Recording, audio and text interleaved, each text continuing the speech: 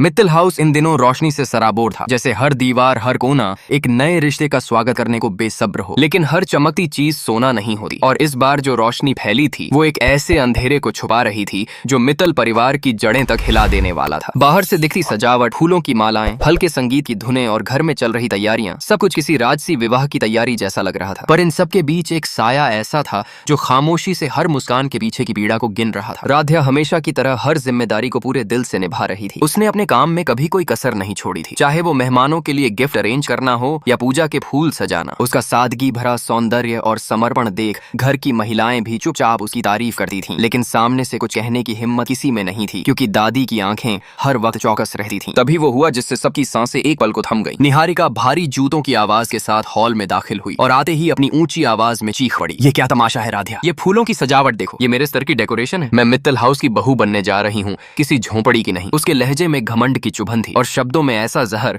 जैसे वो सिर्फ राध्या को नीचा दिखाने आई हो। राध्या चुप रही, हमेशा की तरह। न उसकी आंखों में शिकायत थी, न होठों पर कोई सफाई। लेकिन दादी का चेहरा यह देखकर जैसे शांत हो गया था। उनकी नजरों में निहारिका का ये घमंड राध्या की हद में रहने वाली छवि को ही सटीक साबित कर रहा था। वहीं रजनी, प्रथम की माँ, एक कोने में खड़ी सब देख रही थी। उनके चेहरे पर पहली बार चिंता की लकीरें दिखी। तभी प्रथम खुद को रोक न सका। उसकी आवाज में कड़ापन था, पर दर्द भी। निहारिका, मैंने तुम्हें कितनी बार समझाया है, दूसरों की मेहनत का मजाक उड़ाना बंद करो। ये फूल सिर्फ सजावट नहीं, भावना है। कभी कोशिश करो दूसरों के नजरिए से देखने की। हॉल में खामोशी छा गई। सभी एकटक प्रथम को देख रहे थे और निहारिका का चेहरा सफेद पड़ गया, पर उसकी आंखों में एक आग थी, एक ठान लेने वाला जुनून। ये अपमान वो कभी नहीं भूलेगी। इसी खामोशी में अचानक लाइट्स चली जाती हैं। लोग घबरा जाते हैं। पुजारी जी कहते हैं कि बिना रोशनी के हवन आरंभ नहीं हो सकता। लोग समाधान ढूंढ ही रहे थे कि राध्या धीरे से एक कोने से सीढ़ी खिसकाकर बिजली के तारों की ओर बढ़ जाती है। बिना किसी दिखावे के, बिना कोई आवाज किए वो ऊपर चढ़ जाती है, खुद ही तार ठीक करने लगती है। तभी प्रथम भी वहां आता है, बिना कुछ बोले सीढ़ी पकड़ लेता है ताकि वो गिर न जाए। राध्या कहती है, प्रथम सर, आप क्यों परेशान हो रहे हैं? बस 2 मिनट का काम है। प्रथम बस मुस्कुरा देता है, वो मुस्कान जिसमें कोई जवाब नहीं, सिर्फ भरोसा था। यह सब देख रही दादी का खून खौल उठा है। उनके मन में अब एक ही बात है, यह लड़की धीरे धीरे उनके पोते के दिल में जगह बनाती जा रही है। इसे रोकना होगा, इस बार नहीं तो कभी नहीं। लेकिन जो तूफान आने वाला था वही सबसे कहीं बड़ा था। कौड़ी, जो हमेशा शांत छुपकर सबको देखती रही थी, अब सामने आई। सब लोग पूजा की तैयारियों में लगे थे, तभी कौड़ी ने अचानक रुकवाया। 1 मिनट, सब लोग सुनिए, मेरे पास कुछ ऐसा है जो सबके सामने आना जरूरी है। वह टीवी ऑन करती है